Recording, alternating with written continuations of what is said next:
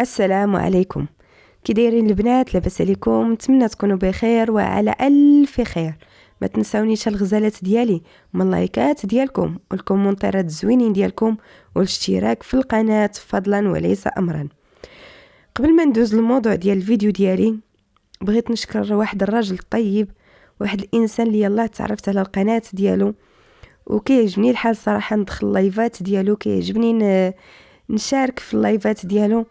اكتشفت فيه الصدق، واكتشفت فيه واحد الانسان طيب طيب كيبغي الخير للناس بزاف بزاف، اللي هو ابو اسامه. ابو اسامه القناه ديالو سميتها ابو اسامه النيت. بغيت نقولك ابو اسامه شكرا، شكرا بزاف ليك. اي حاجه درتيها معايا الله يجعلها في الميزان الحسنات ديالك ان شاء الله في هاد العواشر المباركه، واي حاجه كديرها مع الناس فالله يجعلها لك في الميزان المقبول ان شاء الله بحول الله. وما لقيتش الصراحه، ما عرفتش شنو نقول لك اكثر من ان نقول لك الله يخلي لك صحيحتك، والله يعطيك من نويتي في خاطرك ان شاء الله بحول الله. وشكرا مني ليك بزاف بزاف بزاف.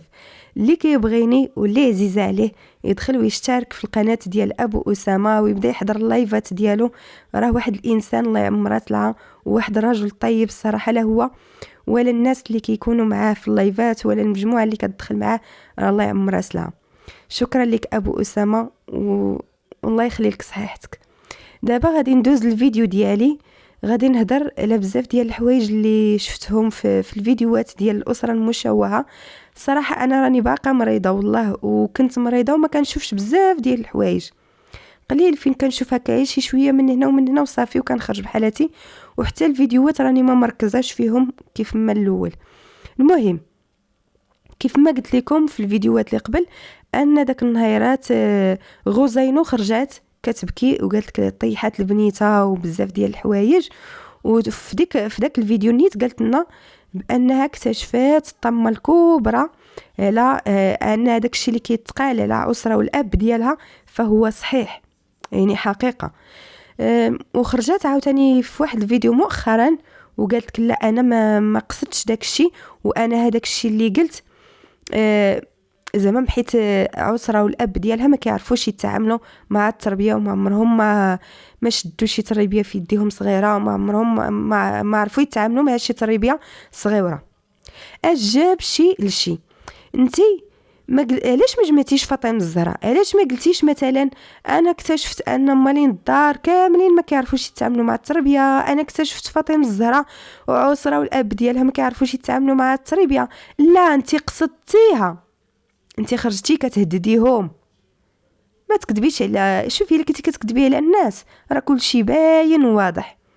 انتي خرجتي كتهدديهم في داك الفيديو، شي حاجه داروها معاك ماشي هي هذيك، فخرجتي كتقولي لهم ايوا يا ديروا معايا مزيان يا غنخرج نفضحكم. انتي قصدتي في داك الفيديو انك تفضحيهم وتقولي للناس بان هذاك الشيء كيتقال عليهم فهو راه حقيقي. وخرجتي من مورا داك الشيء في فيديو واحد اخر كتقولي لا انا قلت هكاك حيت ما كيعرفوش يتعاملوا مع التربيه، ما كيعرفوش الحليب وبزاف ديال الحوايج. جاب شي لشي، جاب هذا الموضوع لهذا الموضوع. كان بامكانك تقولي ان عسره وباها ما كيعرفوا والو في البنيته الصغيره، ما كيعرفوا ما يديروا معاها، ولكن انت لا قلتي بهاكا اكتشفت الطمه الكبرى. داك الشيء اللي كيتقال على عسره والاب ديالها صحيح، داك الشيء اللي كتقولوا على عسره وباها صحيح، هكا قلتيها. الا كنتي دايره يوتيوب لعب، حنا راه ما دايرينوش لعب، حنا راه كنشوفوا داك الشيء اللي كتخرجي وكنهضروا عليه. ولكن شتي هاد الفيديوهات اللي كديروا وهاد الخرجات اللي كديروا، والله حتى لصالح سعاد، والله حتى لصالح سعاد. غادي نهضر على اللايف اللي دار بوكريشه اللي كيقول لك بلا ما تسينوا النهار ديال المحكمه والجلسه والروينه الكحله، بلا ما تسينوها راكم غادي تاخذوا اكبر قالب، والمحكمه راها خدات القرار ديالها وفهمات القالب. واسمعوني مزيان وفهموا هاد الهضره هادي اللي قال بوكريشه. كيفاش بوكريشه المحكمة خدات القرار ديالها، مازال سعاد ما حطات لا دليل، مازال الشهود ما مشاو، ما حتى شي حاجه. كيفاش؟ شرح لينا، فسر لينا هاد القضيه هادي. فسر لينا هاد القضيه ديال المحكمه فهمات القالب وخدات القرار ديالها وصافي انت يعني ما غيوقع لك حتى شي حاجه. كيفاش؟ شنو معنى انت؟ افهموا الناس شنو المعنى ديالها هادي. اللي فهم المعنى ديالها يكتب لي في التعاليق. فهمتوا؟ انا فهمت. الناس اللي كيبغيو سعاد بلا ما تصدموا، نهار الجلسه الا ما وقعات حتى شي حاجه وسعاد ما خداتش الحق ديالها وما مشاتش للجلسه للصالح ديال سعاد او تسد الملف او شي حاجه، فبلا ما تصدموا. ها انتم كتسمعوا بكريشه شنو كيقول. ما فهمتش الا كانت المحكمه خدات القرار ديالها وصافي انت القرار عارف القرار من المحكمه وعارف كل شيء، فعلاش هاد الجلسه غادي تكون اصلا؟ علاش الا كانت المحكمه خدات القرار فعلاش هاد الجلسه غادي تكون؟ فهمتوا؟ بلا ما تصدموا. ولكن كاينين قنوات اللي عندهم الدلائل على بكريشه ولا البنت ديالو، سواء الحكم كان صالح لسعاد او ما كانش لصالح سعاد، فرا الدلائل غادي تخرج اليوتيوب. كونوا هانين. قنوات ديال المصداقيه وقنوات اللي عندهم كلمه ديال السيف غادي يخرجوا الدلائل اللي ما بين اللي كاين عند سعاد، غادي يخرجوا ويتحطوا في اليوتيوب. سواء الجلسه كما قلت لكم كانت في الصالح ديال سعاد او كانت في الصالح ديال بكريشه، فغادي يتحطوا داكشي اللي كاين عند القنوات اللي عندهم الدليل. كونوا هانين وغادي نشوفوا ديك الساعه بكريشه فين غادي دير وجهك. المهم دابا بيني وبينكم عسره كتقول لك كتحماق على الاب ديالها وعزيزه ليها الاب ديالها. علاش مخليه الاب ديالك في هذه المحنه؟ علاش مخليه الاب ديالك هكايا كل شيء كيوجه له اصبع الاتهام؟ علاش؟ الا كان هذا المغتصب على برا ماشي منكم، علاش مخبين؟ ولاش قابلين هاد الشوهه؟ ولاش قابلين هاد المعيور؟ وعلاش قابلين هاد الهضره هادي كامله؟ كاع الخرجات ديالكم وهذا الشيء اللي كديروا كيثبت ان هذا المغتصب منكم وفيكم. الملف اللي كتسدوا اللي سديتوه 2 المرات ماشي غريب عاوتاني حتى هاد المره الثالثه غيكون تسد، ماشي بعيد. فهمتوا؟ لان حتى ديك المره داك شنيتيكا خرجات في واحد الفيديو قالت لكم ما تزربوش وما تفرحوش، يقدر نهار الجلسه يوقعوا شي مفاجآت. ما عرفت شنو كنفهموا من هذا الشيء. هو كيقول لك نعطي 40 مليون على خويا، فشحال غادي يعطي عليه هو؟ شحال؟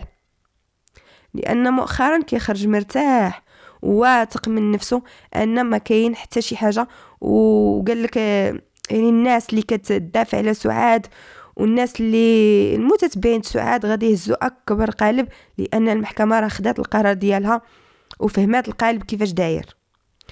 وهو كيقول لك انا ندير الركيزات ديالي هما البنات ديالي اللي غيدافعوا عليا. حنا عارفين بنتك ما باغاش تعترف، حنا عارفين هاد القضيه، ولكن اللي ما فاهمينوش واللي ما داخلناش للراس هو علاش التستر. علاش الا كان هاد المغتصب على برا، هذاك زهير اللي على برا راكم اعترفتوا عليه، راه حماتو، راه شنو اللي جا معاه ومن وسميتو اعتقوا من السجن ومن بزاف ديال الحوايج. راه غير داك المكالمه اللي كانت بينه وبين عسره هي اللي فكاتو، اما راه كان غادي يمشي فيها، راه كنتو غادي تلصقوا له التهمه بانه هو اللي اغتصب وبزاف د الحوايج.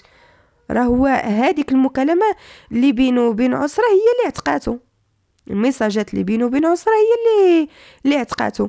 فهمتوا؟ يعني نتوما غادي ماشي بقى فيكم شي واحد براني، لا، الموضوع فيه والموضوع كبير، والصراحه فيه شكوك بزاف وغموض بزاف. لان الا كانت هاد البنت هادي شي واحد براني اللي اغتصبها، فما غتخليش الاب ديالها كيطلع ويهبط في المحاكم، ما غتخليهش. هي غتمشي تعترف على بنادم وتقول لهم ها شكون وبا راه بريء، يعني هي غادي تبرئ الاب ديالها. فهمتوني؟ يعني هي غادي تبرئ الاب ديالها وتقول لهم با راه بريء، راه ما داير ليا والو، وها حنا سالينا الموضوع. ولكن لا، هما كيما قلت لكم جوج المرات سدوا الملف. بزاف ديال الحوايج، ما الصراحه الخرجات ديالكم وديك النهار اللي خرجات وكتغوت مخرجه عينيها وكتقول لكم انا السر ديالي ما غادي نقولوا لحتى شي واحد، والسر ديالي غادي ندفنوا معايا. فهمتي؟ وكتقول لكم السر ديالها غادي تدفن معاها. انا ما الصراحه ما داخله ليش لراسي كيفاش واحد السيده كتشوف باها كيطلع ويهبط في المحاكم، الناس كامله كتعاير وكتسب وكتقول له انت مغتصب بنتك، انت روينا الكحله، وهي في يديها كلشي انها تمشي تبرأ الاب ديالها. هادشي ما داخلش للراس بصراحه.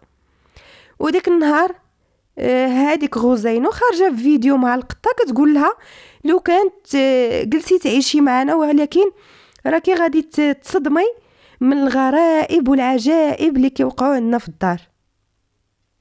فهمتوا؟ ومن مورا الفيديو ديال الشيكات على بياض اللي عطاها بوكريشه، السيده ولات وحده اخرى. السيده ولات هي كل شيء، ولاو كيديروا لها بحال الماء القليل.